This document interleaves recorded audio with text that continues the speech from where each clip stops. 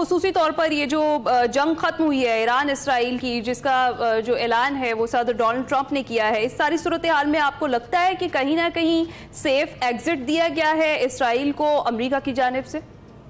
ये मुझे शक ही नहीं है, या मैं तो इससे आगे भी जाना चाहूंगा, प्रेसिडेंट ट्रंप ये ऐलान ही ना करते, अगर इजराइल के प्राइम मिनिस्टर ने उनको प्राइवेटली मोदी साहब की तरह रिक्वेस्ट ना की होती, और जिस तरह मोदी साहब चुप साध के बैठ गए थे उसी तरह ये भी चुप साध के बैठ गए, ये कैसे हो सकता है?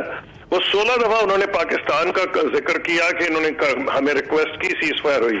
इसी तरह मोदी साहब की जो वही तरीकाकार इन्होंने भी चुप करके बैठ गए, और भाई कैसे हो सकता है कि वो आपकी मर्जी के बगैर उन्होंने किया हो? बीबीसी तो खबरें दे रहा है कि भाई इन लोगों से फलां से बात हुई, फलां से हुई, फलां से हुई, और प्रेसिडेंट ट्रंप ये कभी रिस्क ले सकते हैं कि अमेरिकन जूश लॉबी जो है, जो सारी दोनों पार्टीज को कंट्रोल करती है, वो तो उनको कच्चा खा जाएगी अगर इन्होंने कोई ऐसी चीज की बगैर इजराइल से पूछे। इजराइल को देखें, एक सिंपल सी बात है, उन्होंने ये देख लिया है कि उन्होंने जितनी एफर्ट की, जो मिसाइल बैटरीज थी उन्होंने अटैक उन पे बहुत ज्यादा किए, उनको ये अंदाजा हो गया कि उनकी मिसाइल तमाम हमलों के बावजूद ईरान इस पोजीशन में है कि उन पे हमले किया जा रहा है। अच्छा, ये क्या ईरानी जो है या इजरायली लोहे के बने हैं कि वहां जाके मिसाइल गिरती बंदा कोई नहीं मरता? आती है कि 15 बंदे जख्मी हो गए, 10 बंदे जख्मी हो गए, और भाई मलबे के नीचे को बंदे मरे हुए भी तो होंगे ना, जिसका ये ऐलान नहीं कर रहे थे क्योंकि इन्होंने कंप्लीट वहां सेंसरशिप रखी हुई थी, कोई इजरायली टीवी भी नहीं कर सकता था। नतीजा क्या हुआ कि ये बर्दाश्त नहीं कर सके हैं, इनका नहीं ख्याल था कि ईरान का जो मिसाइल प्रोग्राम है इतना मजबूत है कि बावजूद हमारे पैदर पे हमलों के वो अभी भी बच जाएगा। तो मेरा ख्याल ही है कि इन्होंने रिक्वेस्ट की होगी मोदी साहब की तरह अमेरिका को, और फिर पहले खबरें आ गई थी, 2-3 दिन से आ रही थी कि इजराइल ने रिक्वेस्ट किया अरब ममालिक को। अरब ममालिक ने कान पकड़ लिए होंगे कि बस करें भाई, हमारे फौजी भी आपके यहाँ बेस्ड है, हम तो इस पोजीशन में ही नहीं कि हम जाके ईरान को कहें कि भाई आप सीज फायर करें। फिर ट्रंप साहब बाद में उन्होंने छलांग मारी है जब उनको अंदाजा हो गया कि उनके अलावा ये जंग रुकवा कोई नहीं सकता। इजराइल की मजाल नहीं कि अगर प्रेसिडेंट ट्रंप ने ऐलान किया कि उनकी मर्जी के खिलाफ अगर इसने किया, तो फिर आप देखेंगी कि इजरायली पब्लिक जो वैसे ही नाराज है इससे, और इन्होंने जुडिशरी पे भी हमला किया था, ये जेल जाएंगे या वजीर आजम हाउस रहेंगे। इसी मेरा अपना ख्याल यह है कि मेरी अकल तो नहीं मानती कि प्रेसिडेंट ट्रंप ने बगैर इनसे पूछे बात कर दी है। बिल्कुल ऐसा ही है। खुर्शीद साहब, बहुत बहुत शुक्रिया अपनी राय का इजहार करने के लिए, पर रोशनी डालने के लिए। सबसे पहले तो सर, ये जो अमरीकी सदर डोनाल्ड ट्रंप ने ऐलान कर दिया इस जंगबंदी का, वो कह रहे हैं कि 24 घंटों में ये हतमी तौर पर जंगबंदी हो जाएगी। दोनों फरीकैन के लिए जो है, आप इस जंगबंदी को कैसे देखते हैं, और किस फरीक ने जो अपने टारगेट्स हैं, अपने अहदाफ हैं, वो जो है हासिल कर लिए इस जंग में? मेरे ख्याल में ये काफी limited victory for both side. जैसे प्रीवियस स्पीकर ने कहा कि वो फेस सेविंग है। राइट, तो ये बताइएगा खालिद साहब जी, अभी तक ये क्लियर नहीं हुआ कि सालसी किसकी मीडिएशन की वजह से हुई है। कुछ खबरें ये भी आ रही हैं कि चाइना का भी रोल था, और कुछ खबरों में कतर के हवाले से भी कहा जा रहा है कि उसने भी अपना किरदार अदा किया।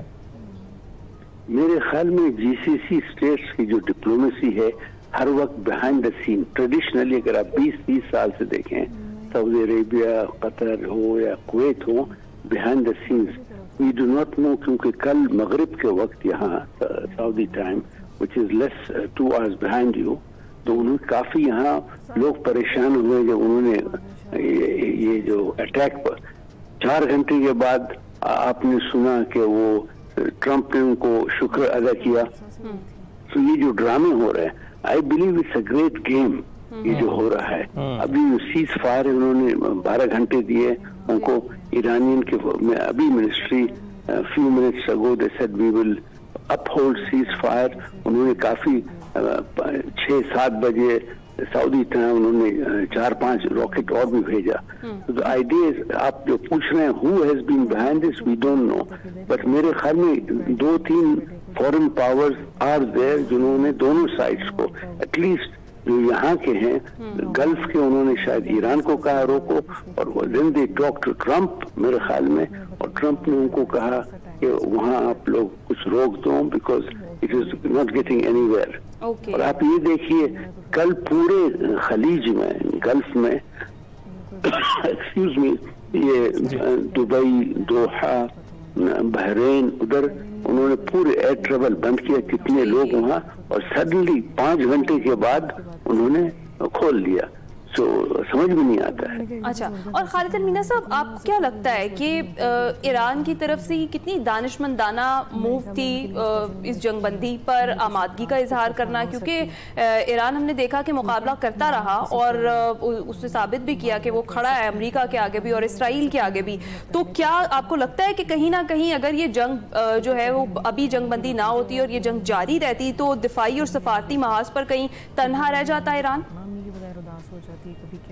जी, अगर ये जंग और जाती तो आई थिंक ईरान पर काफी डैमेज होता, बिकॉज ईरान 2 स्टेट से कंट्रीज, एक super power, not super power, कोई दुनिया में आजकल कोई सुपर पावर नहीं है, but strong country like America और इसराइल को 2 महाज में, 2 फ्रंट्स में इट कुड नॉट कंटिन्यू। मेरे ख्याल में ये जैसे कहा कि I think the ceasefire is good, और Iran is not a loser, क्योंकि आप देखिए कि ईरानियों में ईगो प्रॉब्लम है, नॉट द पीपल, इनके हुक्मरान ईगो प्रॉब्लम है।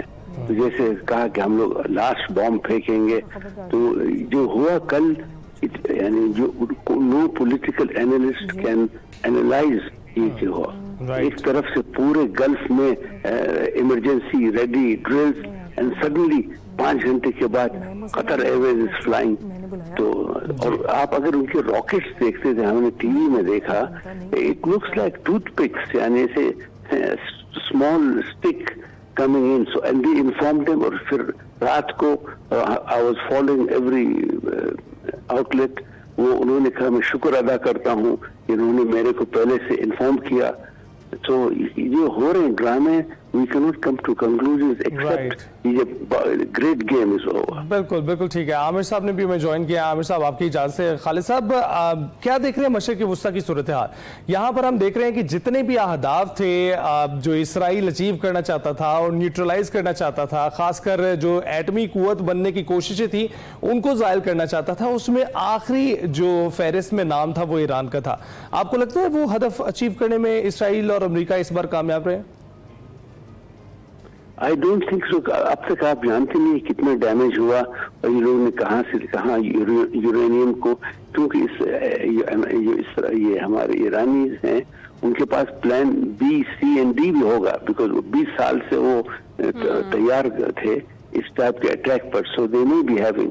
लेकिन द मेन थिंग, अगर डायलॉग होगा बिटवीन ईरान एंड अमेरिका, हम इसराइल पर कोई कंसर्न नहीं करते हैं, ये वहशी मुल्क है, and it will continue। ये जो लोग समझते हैं कि Israel will withdraw 2-state solution, सब nonsense, बकवास, it is absolutely nonsense। लेकिन the main thing, अगर डिप्लोमेसी, ईरानी डिप्लोमेसी एटलीस्ट अमेरिका को न्यूट्रल बना दे, नॉट फ्रेंडली, उनको रोक दें, and this is needed। अच्छा, तो आप आने वाले वक्तों में खालिद साहब देख रहे हैं कि ईरान और अमेरिका जो हैं वो फिर मुज़ाकरात की मेज़ पर होंगे? Yes, I think it will be done। अगर ईरान में भी, कि आपके ईरान में काफी इंटेलिजेंट लोग हैं, लेकिन एट द सेम टाइम हार्डलाइनर्स हैं। अगर बस एक डायलॉग, अगर आप जानते हैं फर्स्ट जो पहले टर्म में, and this is on record, Trump ने कहा कि मैं ईरानियों को एक नंबर दिया स्विट्जरलैंड में to call and I will come. जैसे जब वो आप नॉर्थ कोरिया से मिला, आप जानते हैं अमेरिकन नॉर्थ कोरियंस, तो Iranians must take statecraft में, नेशन बिल्डिंग में, you have to be flexible. ठीक है, बहुत शुक्रिया खालिद अल-मीना साहब आपके वक्त आप हार न माने ना। आई जस्ट एक चीज मैं बोलता हूँ, ईरान शुड नॉट फील कि वो डिफीट हुए, नहीं। अगर वो आप बात करें, अपने ये करें, क्योंकि ईरान आइसोलेट हुआ, आप खुद जानते हैं, इवन आप उनके नेबर्स हैं, तो काफी जो सेंटिमेंट्स उनके खिलाफ हुए। बिल्कुल ऐसा ही है। कुछ अहदाफ ईरान ने भी अचीव किए हैं इस पूरी जंग में जो 12 दिन जारी रही।